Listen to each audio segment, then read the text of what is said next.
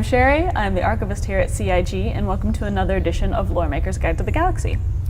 For those who have never seen Loremaker's Guide, this is a segment in which a member of the lore team goes over one of our many systems, and we talk about the story, the history, and the science behind each of the known systems in the known galaxy. You can view the star map that we're using on our website at robertspaceindustries/star map. Pretty easy to find, glorious to explore, I highly recommend it. And this week, in honor of Gamescom, which is the source of many of the party pictures you've seen on our website, we are going to cover GOS. All right, so let's go to GOS now. GOS is a system that is first and foremost known for its beauty. It's situated near a unique phenomenon known as the Olympus Pool, which is a strange gathering of cosmic dust that is both radiative and reflective, which means that bands of color like turquoise and gold are visible from the surface of the planets in the GOS system, which has led to a booming tourist industry.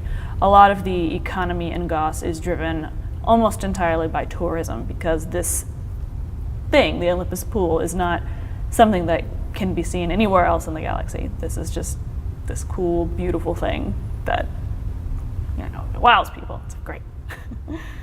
Even though it is a tourist-based economy, it is able to produce its own resources. It has a breadbasket planet, it's got a planet with a huge biodiverse biome, it's got a little UEE outpost.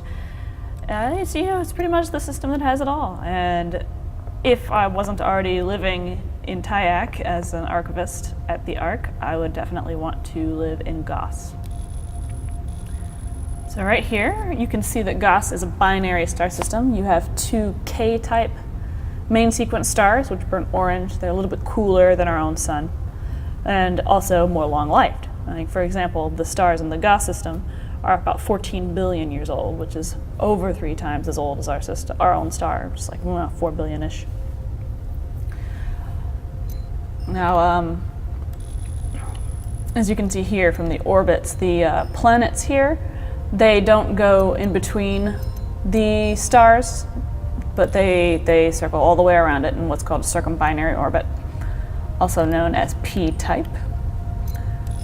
Now, other types of orbits exist, like the S-type, where you will get planets that circle only one of the binary stars, or like maybe you'll have one binary star that's circled and another one that's circled with planets, and those are like for stars that are very, very far apart. But in this case, these stars are close together. They circle around a barycenter, which is it's a center of mass between 2 or more bodies in space. Everything that has an orbit, there's a barycenter involved. Like Earth and Moon. Not everything has an orbit. There's a barycenter involved. Scratch that. I don't know. The Earth and Moon do have a barycenter in between them, but the barycenter is deep within Earth, and so it appears that the Moon orbits Earth at like a central point. And then there are other systems like Charon and Pluto, which have a barycenter that's outside of them, so they appear to just orbit each other, which is the case here with the GOS system. Binary stars, very cool, very common in the universe we're finding, but for some reason the UEE has not found very many jump points that lead to binary systems. And it is unknown why this has happened, but it is how things have unfolded. Now right here we have GOS 1. It is a terrestrial planet. It's known as the breadbasket of the system. Majority of farming of the planet is done here, along with mineral resource harvesting, etc. It's lush, it's green, it's quite lovely. It's got a big population of people, and they have very, very strict property laws, so that if you were born on GOS 1, you may own property, but if you were not born on GOS 1, you're essentially shut out of luck. They're not going to let you buy any property, buy up any farmland. Part of the reason is that they want to maintain their personal hold on the economy.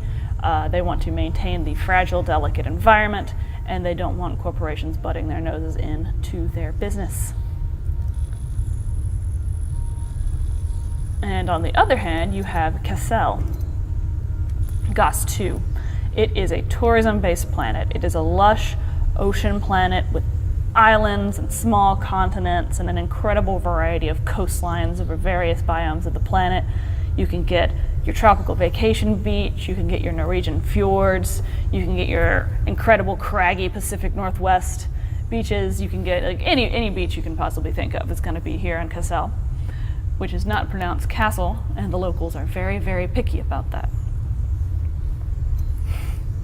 It hasn't been terraformed. It has its own incredibly diverse biome, incredibly diverse ecosystem full of different kinds of ocean life that are not found anywhere else in the universe.